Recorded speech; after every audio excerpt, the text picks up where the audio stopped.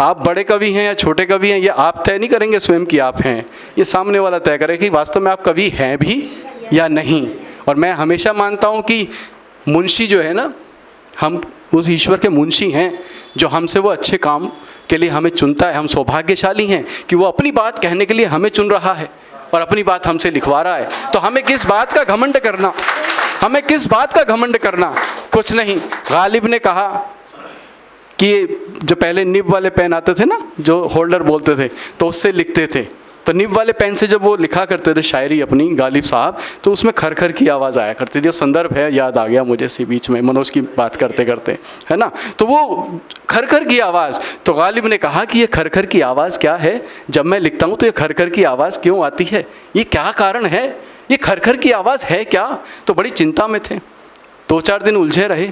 उसके बाद जब लिखते लिखते अचानक दिमाग में आया कि ये खरखर की आवाज़ तो उस खुदा की आवाज़ है, जब वो बोलता है इस कलम के माध्यम से तो मैं लिखने लगता हूँ उसकी आवाज़। तो ये कलम की आवाज़, ये खुदा की आवाज़ है जो खरखर बोलती है ना, वो खुदा की आवाज़ है। और हम लिखते हैं तो हम क्या हैं, मैं तो कहता हूँ हम तो मुंशी हैं, हम कवि भी नहीं हैं। हम क्यों आत्ममुग्ध हों, हम क्यों मंत्रमुग्ध हों कि हम कवि हैं। हम अपना कर्म पूरा करने आए हैं। हम उस सृष्टि की एक महत्वपूर्ण इकाई हैं जिसके लिए उसने हमें यहाँ पर भेजा। जब उसने सृष्टि को महत्व का महसूस किया कि इस सृष्टि को मैंने पूरी बना दी, पेड़ बना दिए, फल दिए, पशु बनाए, पक्षी बनाए, गुलाब बनाए, तमाम चीज़ें भर दी, सृष्टि में इंसान भी दे दिए, लेकिन फिर भी एक कमी रह गई।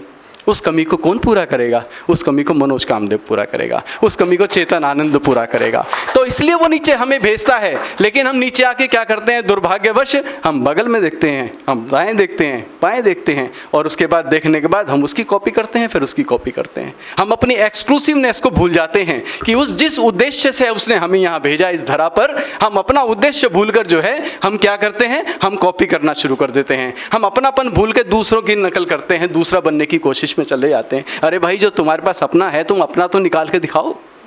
भगवान ने जिस उद्देश्य से भेजा है, तो इसलिए मैं कहता हूं कि अपने आप को इस सृष्टि की महत्वपूर्ण इकाई समझें और फिर अपने ट्रैक को समझकर, अपने काम को समझकर उस पर चलना सीखिए। निश्चित रूप से काम आपके सफल होंगे, परिणाम अच्छे आएंगे, निश्चित रूप से आएंगे। मैं बहुत बहुत मनोज कामदेव जी को बधाई देता हूं। मुझे अच्छा लगा कि आपने मुझे याद किया। मेरा सौभाग्य है कि मैं आपके इस अच्छे सात्विक आयोजन का हिस्सा बना।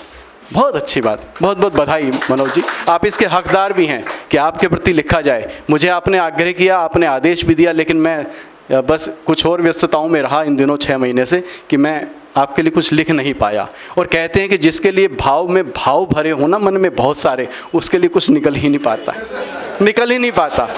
चाहे वो कलम के माध्यम से हो, चाहे आवाज़ के माध्यम से। वाणी मौन हो जाती है, वाणी गूंगे का गुड़ हो जाती है। तो आप मेरे लिए गूंगे का गुड़ हैं। आपका नाम जब आता है ना, तो मैं तो यही कहता हूँ कि यूं भी हुए तमाशे 100, कि यूं भी हुए तमाशे 100, पाया एक तलाशे 100, और जब भी उसका नाम लिया मुंह में घुले बताशे 100। तो मेरे लिए तो आप वो हैं। मैं आपको कलमबद्ध नहीं कर पाया, मैं क्षमा प्रार्थी हूँ, लेकिन मैं आपको कलमबद्ध नहीं करके आपको आज़ाद छोड़ रहा हूँ, इसलिए मैं भी अच्छा हूँ। वैसे भी अमिताभ बच्चन जी को मैं जब सुन रहा था तो वो उन्होंने कहा था कि हरिवंश राय बच्चन के बाबूजी बताते थे कि जो मन का हो जाए तो अच्छा, और मन का ना हो तो और भी अच्छा। अब ये सोचा, जो मन का ना हो तो और भी अच्छा कैसे हो सकता है भूपेंद्र, कि कैसे हो सकता है मन का ना हो तो और भी अच्छा?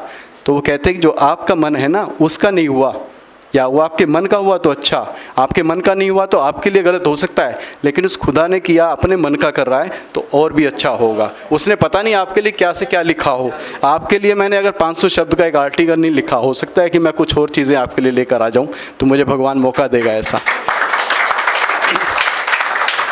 बहुत बहुत शुभकामना देता हूँ और कुछ मुक्तक आपको देता हूँ, 4-4 पंक्तियों के टुकड़े, और फिर मैं अपनी इस साहित्यिक यज्ञ में अपनी एक आहुति देके मैं विदा लूँगा। मैं कहता हूँ कि हमको समझो नहीं आंसुओं की तरह, कि हमको समझो नहीं आंसुओं की तरह, कि हमको समझो नहीं आंसुओं की तरह, हमको समझो नहीं आंसुओं की तरह। हम कलाकार हैं खुशबुओं की तरह, हम कलाकार हैं खुशबुओं की तरह। और अपनी आँखों की डिबिया में रख लो हमें, अपनी आँखों की डिबिया में रख लो हमें। झिलमिलाते हैं हम, झिलमिलाते हैं हम जुगनुओं की तरह। झिलमिलाते हैं हम जुगनुओं की तरह, झिलमिलाते हैं हम जुगनुओं की तरह। कुछ मिट्टी से जुड़े हुए चीज़ें सुनाता हूँ। मेरे गुरुदेव ने कहा है कि जो जितनी मिट्टी से जुड़ेगा आसमान उसको उतना ही ज़्यादा मिलता है। तो मिट्टी से जुड़ी हुई बातें करता हूँ, कुछ टुकड़े देता हूँ, आपका मन टटोलता हूँ। देखिएगा, सुनिएगा। समुंदर बन के तो हरगिज तुम्हारा हो नहीं सकता। खान साहब कि समुंदर बन के तो हरगिज तुम्हारा हो नहीं सकता, समुंदर बन के तो हरगिज तुम्हारा हो नहीं सकता। मुझे दरिया ही रहने दो, मैं खारा हो नहीं सकता। मुझे दरिया ही रहने दो, मैं खारा हो नहीं सकता। मैं मिट्टी की तरह मिट्टी से जुड़ना जानता हूँ बस, मैं उस मगरूर अंबर का सितारा, मैं उस मगरूर अंबर का सितारा हो नहीं सकता। और मिट्टी से जुड़ी हुई बात करता हूँ, आप देखिए, आपको अच्छा लगेगा। पता नहीं था परों में वो जान भर देगा, पता नहीं था परों में वो जान, वो ईश्वर कि पता नहीं था परों में वो जान भर देगा। मेरे नसीब में वो आसमान भर देगा, मेरे नसीब में वो आसमान भर देगा। इसीलिए तो मैं लिपटा हुआ हूँ मिट्टी से, इसीलिए तो मैं लिपटा हुआ हूँ मिट्टी से। ये आसमान तो मुझ में गुमान भर देगा,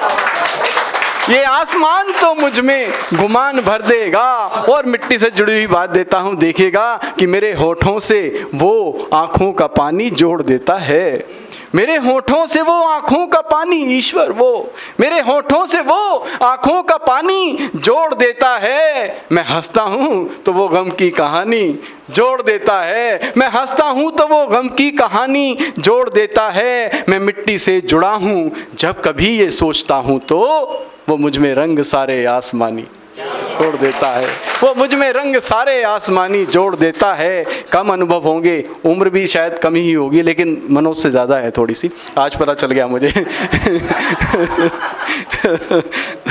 तो देखिएगा, मिट्टी से जुड़ी बातें संदेश देता हूँ इसमें भी कि जो नफरत का जज्बा दिलों में रहेगा, जो नफरत का जज्बा दिलों में रहेगा, यकीनन जहन मुश्किलों में रहेगा। जो नफरत का जज्बा दिलों में रहेगा, यकीनन जहन मुश्किलों में रहेगा। और जिसे गंध मिट्टी की महसूस होगी, गुलों की वही महफिलों में रहेगा।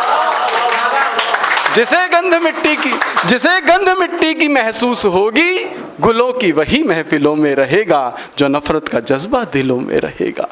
एक रचना देता हूं, अगर मन हो तो 2 मिनट और ले लूं आपके मैं। चले, बहुत बहुत आभार। कोरोना काल पे कहा था ना, कल के काम आज ही कर लें तो ज़्यादा अच्छा है कि, और आज के काम कल पर ना टाला करें। तो आज के काम कल पर ना टाला करें। एक रचना छोटी सी है, संजय भाई देखिएगा, है। आज के काम कल पर ना टाला करें, आज के काम कल पर ना टाला करें, इन अंधेरों में जाकर उजाला करें। आज के काम कल पर न टाला करें, इन अंधेरों में जाकर उजाला करें। वार्ताएं करें स्नेह विश्वास की। ओम प्रकाश प्रजापति जी बहुत मन से सुन रहे हैं, आपका बहुत बहुत आभार। आज के काम कल पर न टाला करें, आज के काम, वो कल के काम आज ही करने में लग रहे हैं। आज के काम कल पर न टाला करें, इन अंधेरों में जाकर उजाला करें। वार्ताएं करें स्नेह विश्वास की, टूटते टूटते फिर जुड़ी आस की। वार्ताएं करें फिर से क्या, वार्ताएं करें फिर से विश्वास की, टूटते टूटते फिर जुड़ी आस की। एकता के नए एक एहसास की, रोज मिलने की चाहत भरी प्यास की, रोज मिलने की चाहत भरी प्यास की। द्वेष विद्वेष मन में न पाला करें, द्वेष विद्वेष मन में न पाला करें। आज के काम कल पर न टाला करें, आज के काम कल पर न टाला करें। और विजय लक्ष्मी जी एक रूपक बांधने का प्रयास किया है कुछ पंक्तियों में, कहाँ तक सफल हुआ हूँ आप बताइएगा।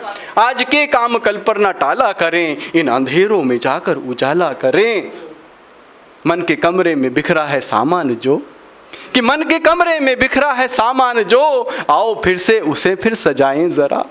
मन के कमरे में बिखरा है सामान जो, आओ फिर से उसे फिर, आओ फिर मिलकर उसे फिर सजाएं जरा। रोशनी रोकने में लगी है कि जो, ऐसे पर्दों को आओ हटाएं जरा।